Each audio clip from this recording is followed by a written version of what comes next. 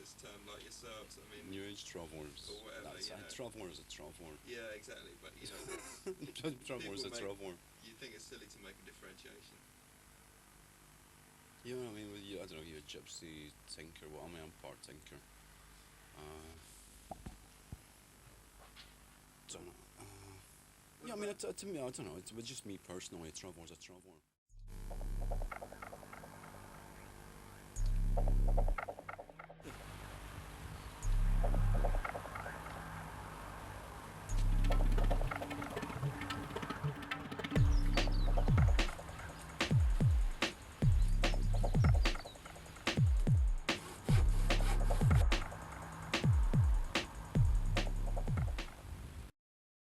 About 15, I suppose.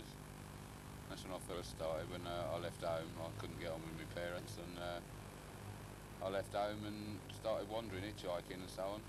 And then about 15 years ago, I started living in lorries because it seemed to be you could take your own with you. You didn't have to suffer. Grab that. I reckon you need the mic. Just sort of hang on to it. Is that alright? Okay, yeah. How long have you been on this side?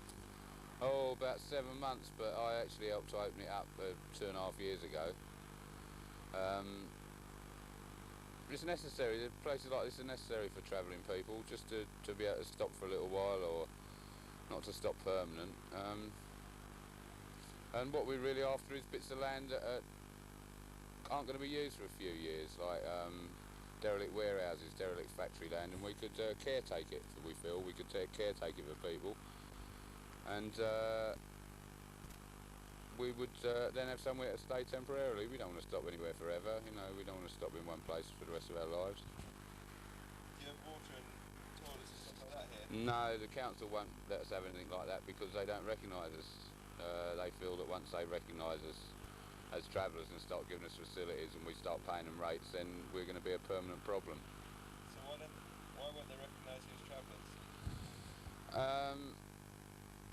Well, they will unofficially, you see, they will unofficially, because we're not the traditional travellers with big lorries and smart caravans, because they'd rather put us down as hippie squatters, because then they feel they can deal with us with a simple eviction and not give us any rights at all. But we are actually travellers. Everyone on this site has been travelling on the road for some considerable time, and we've got to have some sort of rights recognised. Do you have no toilets or anything? No, we have to have a Boy Scout camp toilet, an old-fashioned hole-in-the-ground toilet, which it's all right in the cold weather, but when it gets hot and the flies, you know, it's not too healthy. What about, and they don't collect rubbish or anything? No, obviously we don't pay any rates. They don't. Some of us take our rubbish sacks and put them on another pile somewhere in the street, and they get taken away. But they won't come and help us sort out all the other rubbish that's lying about. We've asked them for a skip, for a JCB or something to clear it all with, but they won't have it. This site has been used for a tip for 40 years before we moved on here, and it was tidied up for a while, and then some people come who made a bit of a mess, and so we're in a limbo at the moment. It's in a state because we don't feel that it's worth clearing it up. You know, we're not going to get any sort of cooperation from the authorities, then there's not really a lot of point in us clearing it up. What do you think of the site otherwise, like the location and that? Well, it's hazardous really. It's right next to the motorway. There's a lot of pollution. It's all right. It's tucked away, out of the way. It's a little corner, but of course it's worth nearly £2 million. It's prime building land, but it has been designated for a traveller's site. It has been planning permission has been granted on appeal to the Home Secretary for the travellers from under the Westway to be on here, and we feel that their plight is much worse than ours. They've been living in a very, very polluted site for 10, 15 years or whatever it is. They must be resited, but we feel they should be given a better alternative than this. They should be given a site away from the motorway, away from the trains, and but the council won't consider it. So where are you going to go? I don't know. We'll either squat somewhere else, or we'll try and rent a yard privately, or who knows, the council may find us a little place to stay for a couple of years. We feel that there should be a pilot scheme somewhere to deal with, well, not deal with, but to cater for people like us, because there isn't anywhere. And there's thousands of people living like this all over the country now, young people, all sorts. And how do you get on with the rest of the people around here?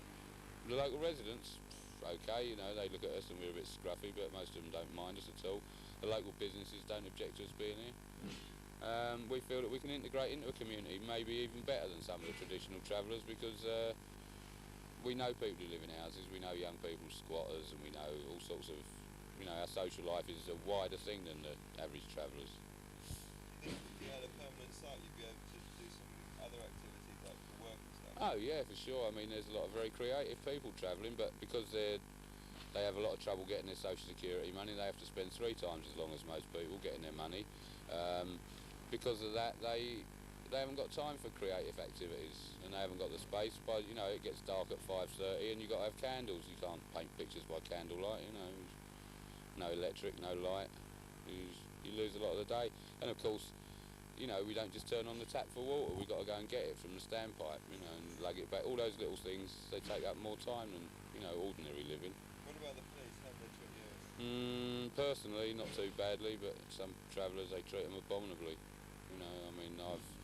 I've been in awful situations that have been seen on the television. The police attacking travellers, and we've all seen it on the telly. It's just a way of life. You get used to it after a bit. You expect the police to behave like that. Are you noticing more young people going on the road? Yeah, and there now. As you've interviewed Shelley, there are children of 17, 18 years old who were born on the road and who've been on the road all their lives. That's the way they live, and why shouldn't they? It's a free choice. It's a free country. Do you think also like the housing crisis for young people? Do you think it will mean that more people are on the road for? Well, that's what's happening already. You've either got to live at home. If you're under 26, you've either got to live at home, or you've got to have a flat, or you're in bed and breakfast. And if you're in bed and breakfast and on the dole, you can only stay 6 weeks, so you've got to travel. So kids are going out and getting buses and lorries instead. It's much easier. You've got your home with you all the time then. What's the community feeling like among travellers? Well, I don't like to be nostalgic, but it ain't what it was. People are a bit nervous, a bit scared. They're constantly getting harassed, and they haven't got a lot of time for each other. There's not so much community spirit as it was 10 years ago. Oh, it's still put on parties and... Oh yeah, we still have gigs. Events. We still have gigs and parties and so on and so forth. There's all that, but day to day, it's not how it was. Dave, since you've been having these problems with the council about this site, has there been some animosity with the other travelling community? No, not really. No, they don't feel that we're trying to take anything from them. They feel that we're all travelling. There is that basic understanding between people who travel on the roads. When it comes right down to the nitty-gritty, we're all travellers. And if you like, the quote enemy is the authorities. It's just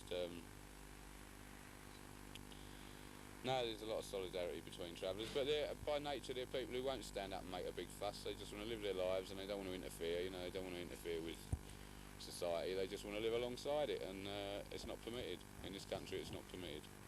Dave, what are your plans for the future? Well, I don't know. Go on travelling. I want to get out of this country. Go to Europe. Maybe even further in Europe. What about sort of like vis-a-vis the position of travellers and stuff? Well, as long as I'm drawing breath and travelling, I'll continue to fight for travellers' rights. I think it's a losing battle. It is actually a fact that ever since the last war, each successive government, whoever they were, Labour, Liberal, whatever, have all had a policy to get travellers off the road, get them in houses, get them on permanent sites, because a government can't really afford to have people roaming around free. A government like this. I don't know, what's this? Interruptions from all...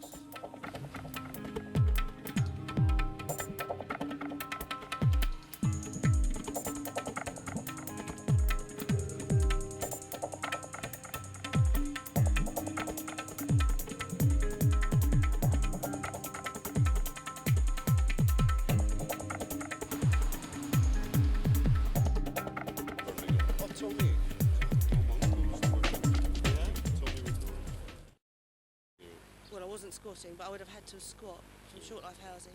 So I might as well get my own place. That makes sense to me. And I like this site. Like I say, I've been coming around here for years, since it opened. Obviously, it would be nice to have a plumbed-in toilet.